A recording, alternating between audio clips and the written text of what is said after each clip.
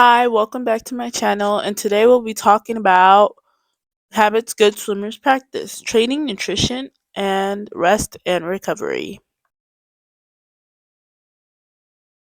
Hi, just a reminder that if you would like to support me, please use the QR codes that you see on the screen.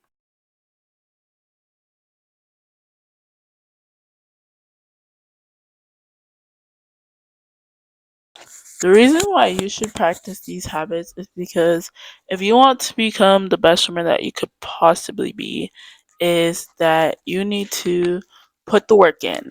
And that means no undertraining, and if you're overtraining, then take care of yourself, and rest and recovery, which will help you keep overtraining at bay. Okay, first tip, be smart when you're training.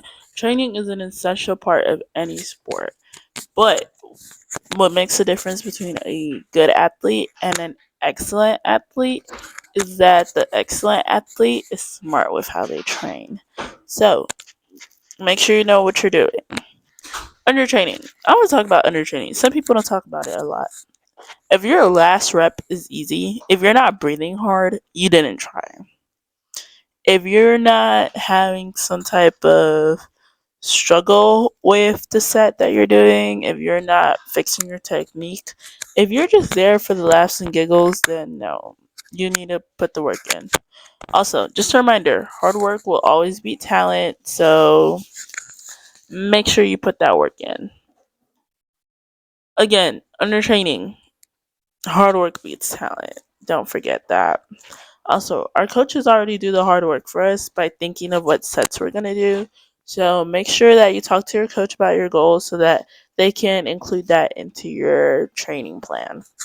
Overtraining. A lot of people talk about this. Simone Manuel was one of the first people that came out publicly to talk about this, and also it is it's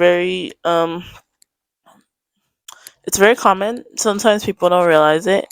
But if you feel like you are experiencing overtraining, you should take some rest days. Everybody needs rest days. It can get exhausting, and sports are very demanding physically, emotionally, and mentally. So make sure that you are not overtraining yourself. If you are sore, that's a good thing, but you should not always be sore. Be aware of how you train, okay? Like, just like I said before, be aware of how you train. Talk to your coaches. Communication is key. And don't be afraid to tell your coach, oh, that doesn't align with my goals. Number two, nutrition. Fuel is important. Okay, like, please don't go to your morning practice without eating something first.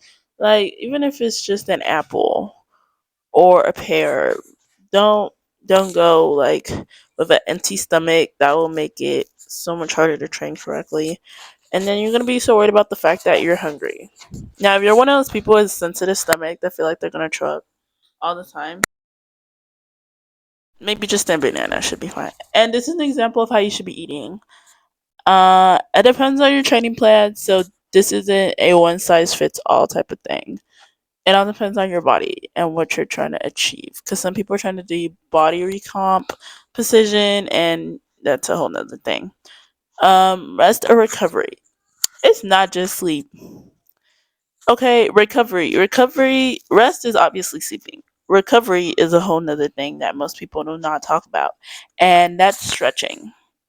All good athletes stretch. If you don't stretch, like, at the very least, I'm not gonna lie, I'm not one of those people who's very consistent with stretching, and I need to work on that. It's very hard to be consistent with something, and we're all human and we're all learning, and but that's not an excuse. So me and you both have to work on that. These are just a few examples of recovery strategies for athletes. Post training nutrition, like I said before, you should eat something before and after every swim practice. You should also be taking naps, especially if you have two practices a day, morning and afternoon. Take a nap, please. All right. That's all I have for today. If y'all would like more videos, please like and subscribe. And don't forget to support me with the QR codes I put at the beginning.